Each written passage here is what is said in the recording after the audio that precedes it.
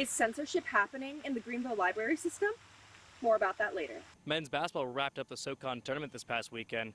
Let's look at the results and speculate about next season. More in sports. South Carolina's gun laws have changed. Up next, we tell you what you need to know.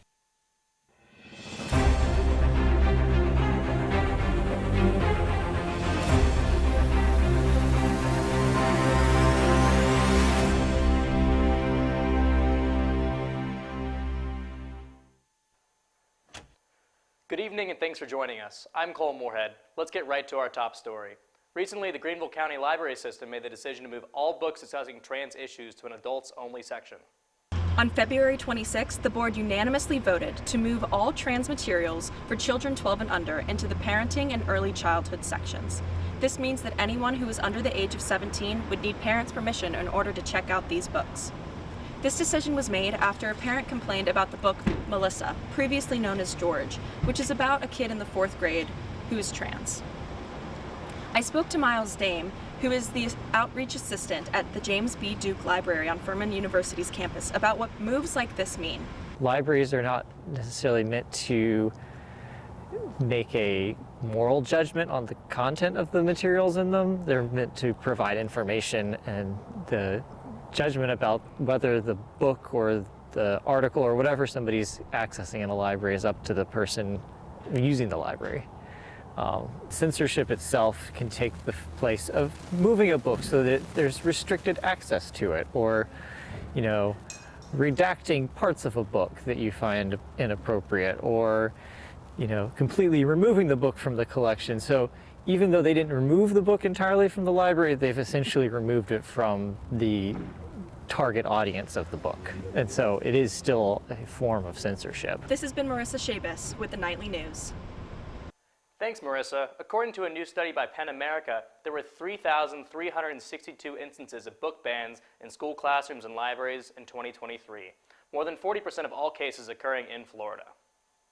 On March 7th, South Carolina underwent some legal changes as Governor Henry McMaster signed a bill in support of gun laws. Ryan Lamb has the story. This law allows for citizens to open carry guns, but there are some restrictions. For some places like Furman and the University Police Department, guns are not allowed. Essentially what the law did is it said anybody 18 or older who can lawfully possess a weapon can now carry a weapon concealed without a permit. They can have it anywhere in their car or concealed on their person if they can lawfully carry a gun. But the law also lays out that there are certain locations, such as law enforcement agencies, daycares, and public schools, which are still listed as places where arms are still prohibited. As Furman's police department adjusts to the new laws, I wanted to hear from students about their thoughts. Senior Charles Watson sees the law as a positive. You know, a bird's eye view, I think that the more citizens that can protect themselves in times of danger and the more citizens that are able to help others in times of danger is a good thing. Junior Luke Pettit believes there should be some licensing and training, just like driving a car, before just anyone can carry. I think with this, you should be required to get some sort of licensing, go through a training. If you want to go drive a car, you have to take the driver's test. But Chief Milby says there is inherent danger that you need to be aware of. As far as advice for students or our campus community, you got to be careful out there. You know, don't get involved in road rage incidents, don't get involved in altercations because they can escalate, and there probably will be more people in possession of firearms out there, and so just something for people to be aware of. Although the gun laws have changed in South Carolina, the rules stay the same at Furman. Guns are not allowed. I'm Ryan Lamb, and you're watching Nightly News. Thanks, Ryan. If you want to learn more about Furman's gun policy, visit FUPO page on Furman's website.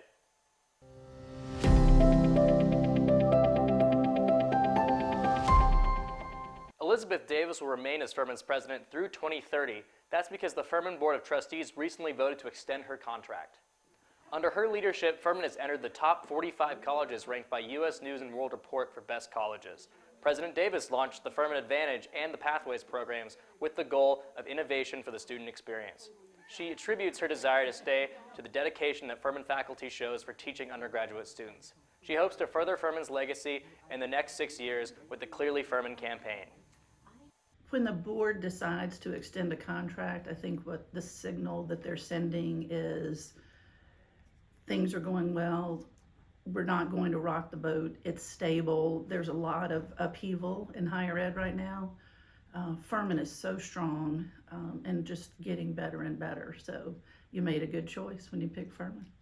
We want to congratulate President Davis on her contract extension. As you walk to the DH, you may have noticed some new art. That's because we just kicked off Furman Justice Month. With sidewalk chalk, on Monday, students gathered outside the dining hall to express what justice means to them. We will continue to celebrate Justice Month. Next week, there are 2 documentaries you can check out. On Monday, March 18th in Burgess Theater, there will be a documentary screening of The True Cost. The lives of garment workers and everyone else negatively impacted by the fast fashion industry are the focal point of this film. Another documentary will be shown on Tuesday, March 19th at 5 p.m. in Patrick Lecture Hall. This documentary is centered around a group of women in Chicago who helped women receive safe abortions before Roe v. Wade. Both these documentaries are CLPs.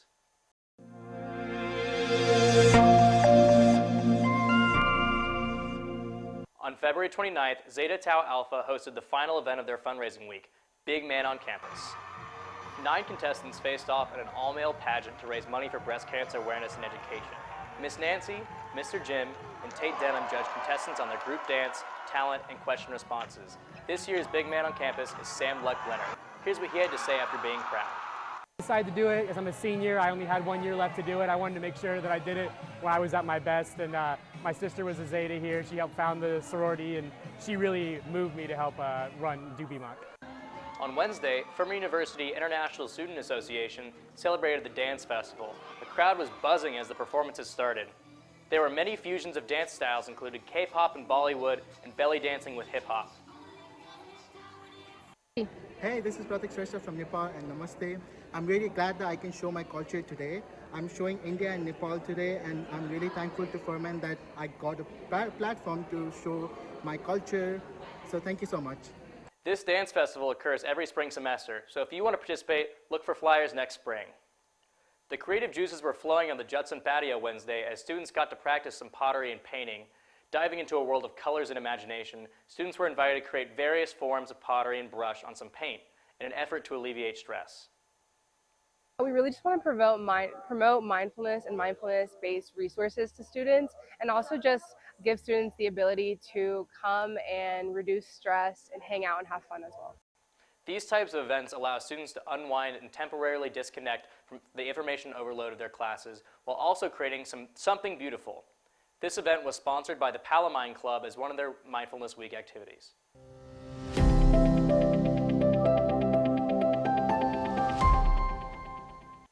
One way you can prevent things from going into the landfill is to upcycle.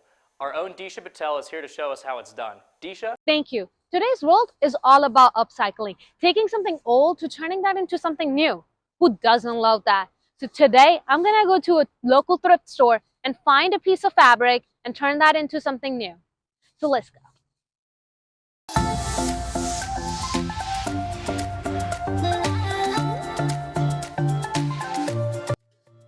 Okay guys, now let's see what catches my eye.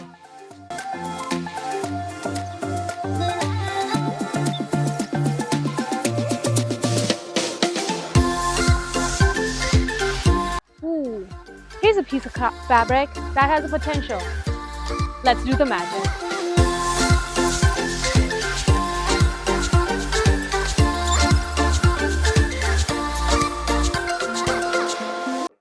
Here it is, a beautiful top. Look at the color, look at the pattern, look at the texture of it. I think I'm gonna upcycle this. Let's go.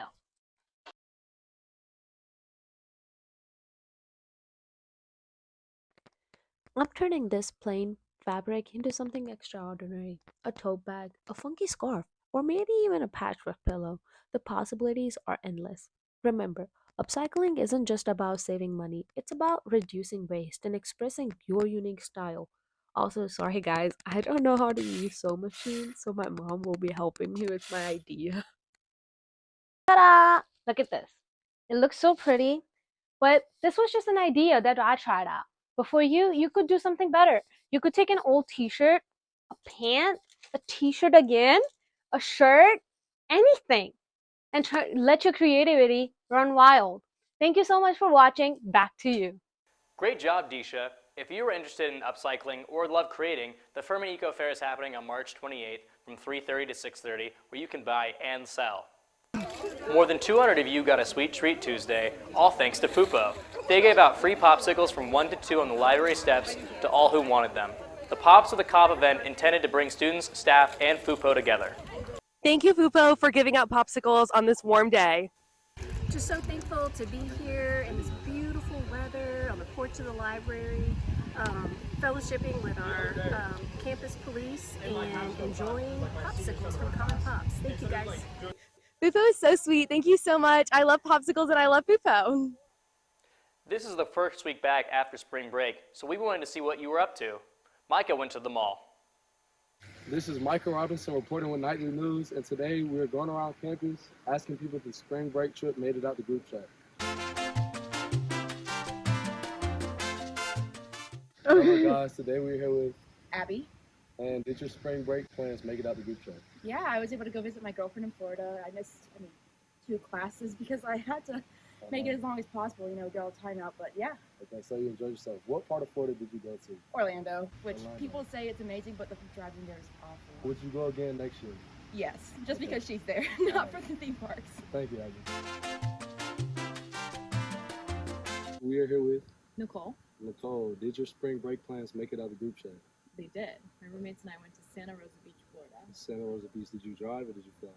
We drove. How far was the drive? It was like 8 hours. I would totally do it again. Wish I was there right now. What was your favorite part about spring break? On the first night, we went to this place called AJ's.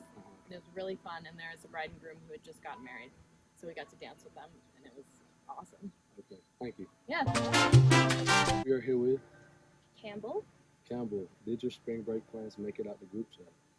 I guess technically yes, because I just went home, so the group chat was me and my mom planning that. So yes, it did. If you want to take it that way. And where's home? I'm from Massachusetts.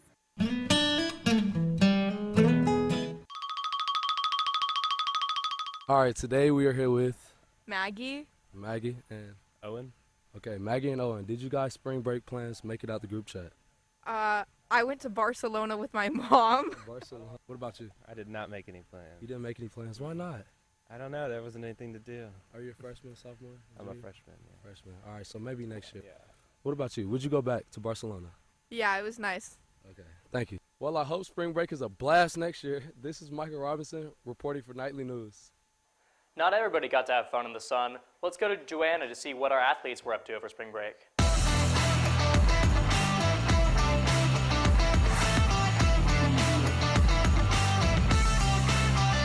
We begin sports tonight looking back at the men's basketball season. Cole has the story. Men's basketball competed in the SoCon Championship in Asheville, North Carolina this past weekend.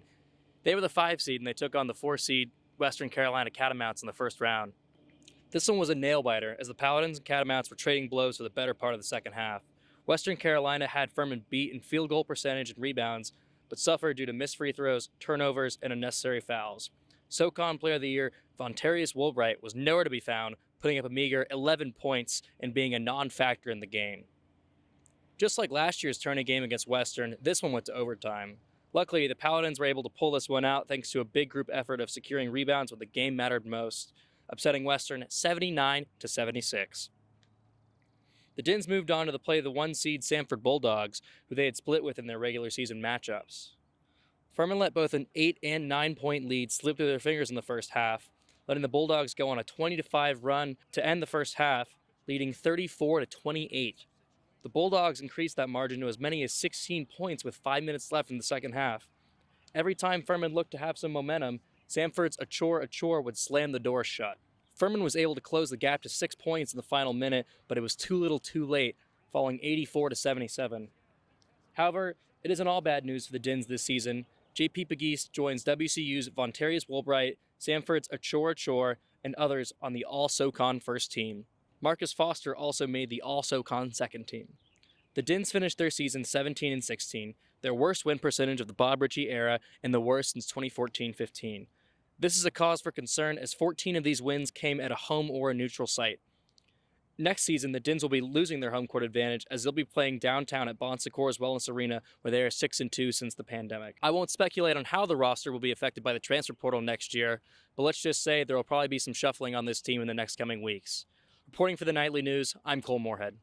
Thanks, Cole. Champs or not, we still love our Dens basketball and are proud of what they accomplished this season. Many of our sports teams have new coaches this year, and Cheer is one of them. Jada Walker introduces us to the new coach. Hey, get loud, yell Furman, Furman.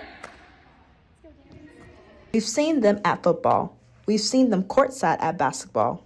Their cheer team is looking better than ever, and now they have a new coach, Tia McFadden, who took the hymn January 1st and says she has a new vision for the team. So I definitely want to make sure that Furman gets to know what Furman Cheer is all about. We've spent a lot of time supporting other respective sports such as volleyball and men's and women's basketball and also football, and so I really want our season next year to be about us. She says the team has put in the work and deserves the recognition for that as they gear up for next year. Next year to be about us, who we really are, showing our skills through NCAA College Nationals. This means competing in the NCAA cheer competition after 20 years. She hopes their hard work will ensure the pieces come together in time. So in the fall season, we're really just kind of making a puzzle in a sense. So we're putting all the pieces together so that when the spring starts, we're ready. All we're doing is just putting everything together. For the first time, that readiness begins right here in the weight room. Working out. I'm excited to go back to Daytona and compete next year. But to get there, every team member knows this preparation requires dedication and time. So they are flipping into the new season with high hopes. Reporting for Nightly News, Jada Walker.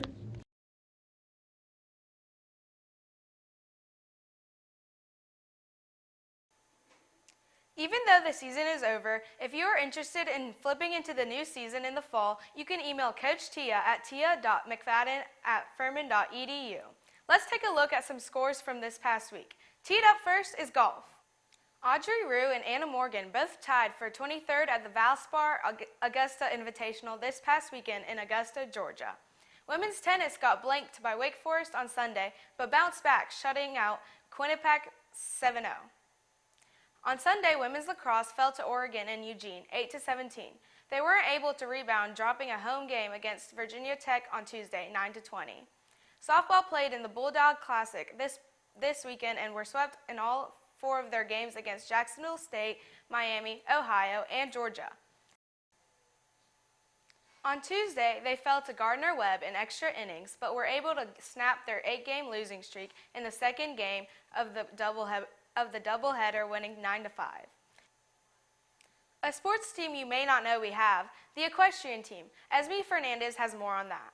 While many of us were jumping into spring break last week, the Furman University equestrian team was tacking up and getting ready to ride.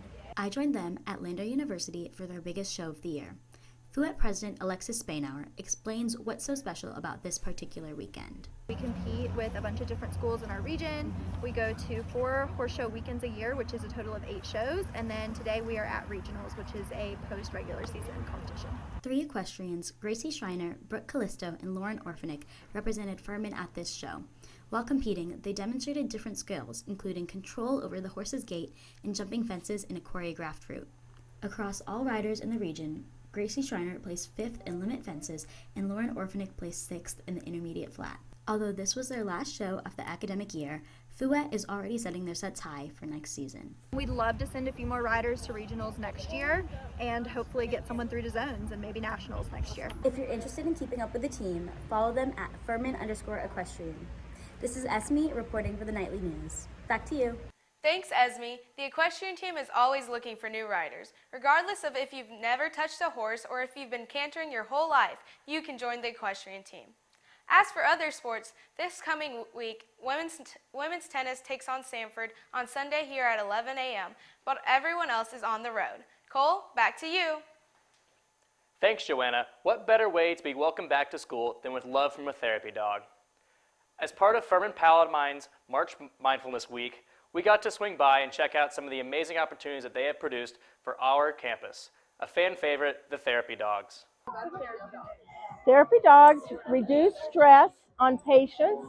We go and read with children and that are having a difficult time reading, and they'll just sit and pet the dogs, and their anxiety kind of just leaves them and they're able to focus on the reading.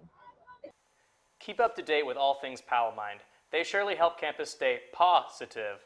Just head to Syncton to see what they have planned next. You know, there certainly were some cute dogs, weren't they, Joanna? I'm sure they were. I wish I could take one home. Having those therapy dogs full time, I think I'd be a much better student, I'll tell you what. I'm sure you would. Thanks, everyone. Have a good night.